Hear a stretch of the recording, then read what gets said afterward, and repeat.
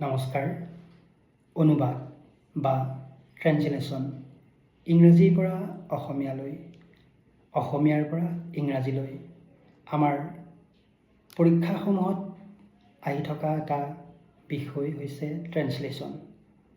অসমীয়াৰ পৰা ইংৰাজীলৈ অনুবাদ আমাৰ প্ৰায় আহি থাকে। আহকচোন আজি আমি অনুবাদ কেইটামান আলোচনা কৰোঁ।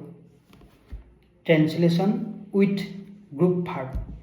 যোৱা ভিডিঅ'টোত আমি গ্ৰুপ ভাৰ্বৰ বিষয়ে আলোচনা কৰিছিলোঁ।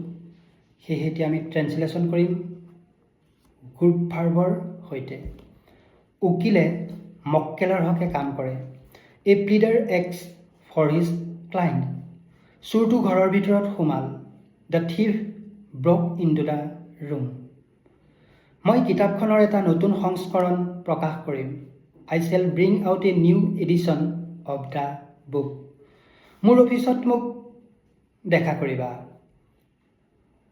কল এট মাই অফিচ। এজন ডাক্তৰক মাতি অনা হ'ল। A doctor was called in. দেউতাকৰ অবিহনে তেওঁৱেই এই ব্যৱসায় চলাইছে। He has carried on the business in his father's absence. ঘটনাটো কেনেকৈ ঘটিল? How did the event come about? সত্য কথা আজি বা কালিলৈ প্ৰকাশ হ'বই। Truth will come out today or tomorrow. খৰচ কমাবলৈ যত্ন কৰিবা। Please try to cut down your expenses. তেওঁৰ মন্তব্য শুনি মই মৰ্মাহত হ'লোঁ। I was cut up by his remark.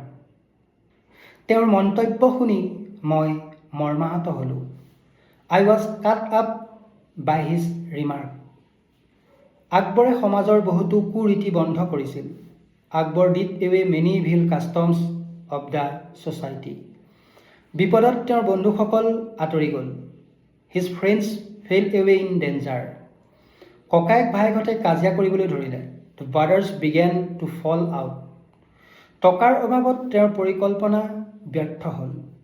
All his plans fell through for want of money. অৱশেষত শত্ৰুপক্ষই বশ্যতা স্বীকাৰ কৰিলে। At last the enemy gave in. বেয়া সংগ পৰিত্যাগ কৰিবা। Give up evil company. তেওঁ ইয়াত আন এটা নামেৰে পৰিচিত। হি goes by another name here. তেওঁ মোক বহুতো আশা দেখুৱালে। He held out many hopes to me. তেওঁ পূৰ্বৰ স্থিতি অটুট ৰাখিছে। He has kept up his former position. বিপদৰ কাৰণে কিছু ধন সাঁচি ৰখা ভাল। It is better to lay by some money for hard days. দুখীয়াক ঘিণ নকৰিবা। Do not look down upon the poor. তেওঁক মটৰ গাড়ীয়ে চেপিলে। He has run over by a motor car. তেওঁৰ প্ৰস্তাৱটো মই প্ৰত্যাখ্যান কৰিছোঁ। I have turn down his proposal. তেওঁ বহুতো ঘিণালে। He has much fell away. ধুমুহাই আমাৰ ঘৰটো পেলালে। The storm has blown down our house. সি বাতৰিটো সদৰি কৰিলে। He broke down the news. মমডাল নুমুৱাই নিদিবা। Don't put out the candle. তেওঁ এখন দৰখাস্ত দিছিল। He put up an application. মই তেওঁক জ্ঞানী বুলি ভাবিছিলোঁ। I took him for a wise man. এনে অপমান কোনেও সহ্য কৰিব নোৱাৰে। Nobody can put up with such insult. আমাৰ চাকৰটো পলাল। Our servant has run away. মই তোমাৰ কেছটো ল'লোঁ। I have taken up your case. সিহঁতৰ গাঁৱত কলেৰা দেখা দিছে। Cholera has broken out in their village. ভোটদান আবেলি 5 বজাত শেষ হৈছিল। Polling of votes broke up at 5 PM। তোমাৰ কাম কৰি যোৱা। গ' অন উইথ ইয়ৰ ৱৰ্ক। তেওঁ বৃন্দাবনলৈ যাত্ৰা কৰিছে।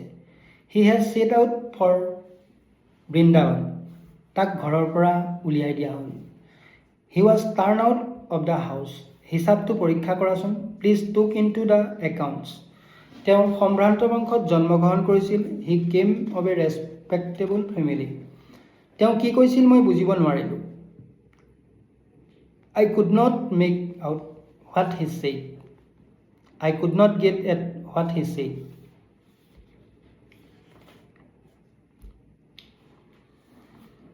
ফিনিট এণ্ড নন ফিনিট ভাৰ্ব সমাপিকা ক্ৰিয়া আৰু অসমাপিকা ক্ৰিয়া। ফিনিট ভাৰ্ব যিবোৰ ভাৰ্বৰ দ্বাৰাই চেণ্টেন্সৰ অৰ্থ সম্পূৰ্ণ হয় আৰু যিবোৰ ভাৰ্বৰ ৰূপ নাম্বাৰ আৰু পাৰ্চন অনুসৰি পৰিৱৰ্তন হয় সেইবোৰকে ফিনিট ভাৰ্ব বোলে। She is a girl, you are a player, Hari works in the garden, she came here, Bina sings a song, they play in the field. এই বাক্যকেইটাত is, are, works, came, sings, play এই ভাৰ্বকেইটাই বাক্যত প্ৰেডিকেটৰ অৰ্থ সম্পূৰ্ণ কৰিছে। তদুপৰি ছাবজেক্টৰ নাম্বাৰ আৰু পাৰ্চন অনুসৰি ইহঁতৰ ৰূপো সলনি হৈছে, গতিকে ইহঁতক ফিনিট ভাৰ্ব বোলা হয়। নন ফিনিট ভাৰ্ব কিছুমান ভাৰ্ব এনেভাৱে ব্যৱহাৰ হয় যে ইহঁতৰ ৰূপ নাম্বাৰ পাৰ্চন অনুসৰি সলনি নহয়। এইবোৰ ভাৰ্বৰ দ্বাৰা বাক্যৰ অৰ্থও সম্পূৰ্ণ নহয়। এইবোৰ ভাৰ্বক নন ফিনিট ভাৰ্ব বোলে। Subject finite verb, non finite verb object. She likes to read history, they like to swim, you like to play football, I am reading a book, Sita is telling a tale, Hari wants to buy a book. ওপৰৰ বাক্যকেইটাত দুটাকৈ verb আছে। প্ৰথম ভাগৰ ভাৰ্বকেইটা number person অনুসৰি বহিছে, কিন্তু দ্বিতীয় ভাগৰ ভাৰ্বকেইটাৰ কোনো সাল সলনি হোৱা নাই। দ্বিতীয় ভাগৰ ভাৰ্ববোৰেই non finite verb. Non finite ভাৰ্ববোৰক ভাৰ্বেলছ বুলি কোৱা হয়। Kinds of non finite verb বা ভাৰ্বেলছ। সাধাৰণতে ইনফিনিটিভ, পাৰ্টিচিপল, গ্ৰাউণ্ড আৰু ভাৰ্বেল নন এই চাৰিটাক নন ফিনিট ভাৰ্ব বোলা হয়। ইনফিনিটিভ ভাৰ্বৰ আগত টু প্ৰিপজিশ্যন বহি যেতিয়া ই কোনো এটা কাৰ্যৰ নামহে প্ৰকাশ কৰে, কৰ্তাৰ বিষয়ে একো নকয়, তেতিয়া তাক ইনফিনিটিভ ভাৰ্ব বোলে।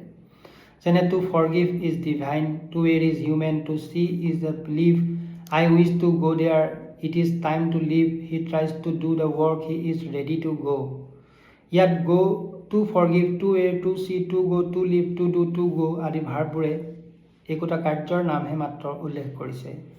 ইনফিনিটিভ দুই প্ৰকাৰৰ, simple or noun infinitive. To forgive is divine gerundial or qualifying infinitives, he came to help me, simple infinitive. এইবোৰ নাউনৰ দৰে ব্যৱহাৰ হয়, অৰ্থাৎ বাক্যত ইহঁতে ছাবজেক্ট, অবজেক্ট আৰু কমপ্লিমেণ্টৰ কাম কৰে। As subject to read is to know', পঢ়া কামটো। To steal is a crime, চুৰি কামটো। As object he likes to dance, the girl began to sing, complement you are to go', the boy seems to be intelligent, the man seems to be rich. Object of a preposition, he was about to die, gerundial or qualifying infinitive. ই adjective আৰু এডভাৰ্বৰ দৰে কাম কৰে, অৰ্থাৎ noun বা ভাৰ্বৰ এডভাৰ্বৰ qualify কৰে। ইয়াৰ ব্যৱহাৰ মন কৰাচোন। এডজেক্টিভৰ দৰে, this is a pen to write, I have two houses to let, give me a chair to sit. As adverb, I have come to see you, they have gone to enjoy the cinema, grapes are good to eat, he is afraid to die. As adverb to purpose cause of result of an action, he is quick to speak, he came to see me, the girl wave here to news, I am glad to receive good result. চেণ্টেন্সক qualify কৰিবলৈ, to speak the truth, I do not like it, to tell the truth, I was quite puzzled. কেতিয়াবা ইনফিনিটিভৰ tour ভাৰ্বৰ মাজত কোনো এডভাৰ্ব বহিলে ইনফিনিটিভটো দুভাগ হৈ থাকে, তেতিয়া তাক স্প্লিট ইনফিনিটিভ বোলে। Ram asked me two quickly গ' দেয়াৰ, এনে ক্ষেত্ৰত স্প্লিট ইনফিনিটিভ ব্যৱহাৰ নকৰাই ভাল। এই বাক্যটোত এনেদৰে লিখিব ক'ব পাৰি যে Ram asked me to go' there quickly, তেনেকৈ। যেনে it is singing bird, a rolling stone gathers no' moss, a sleeping fox catches no' poultry, a burnt child dreads to fire, he is a learned man, screaming I jump out of bed.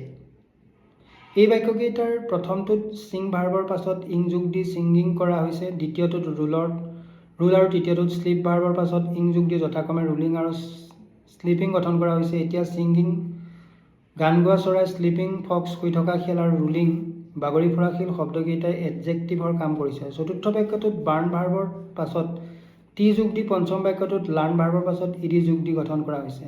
এই burnt আৰু learn শব্দ দুটাইও এডজেক্টিভৰ কাম কৰিছে। ওপৰৰ উদাহৰণৰ পৰা আমি পালোঁ যে পাৰ্টিচিপল দুবিধ, এবিধ প্ৰেজেণ্ট পাৰ্টিচিপল আৰু আনবিধ পাষ্ট পাৰ্টিচিপল। প্ৰেজেণ্ট পাৰ্টিচিপল ভাৰ্বৰ পাছত ইং যোগ দি প্ৰেজেণ্ট পাৰ্টিচিপল কৰা হয়, যেনে গ'ইং, গোয়িং, ডেন্সিং, টকিং, ফাইটিং ইত্যাদি। ধন্যবাদ।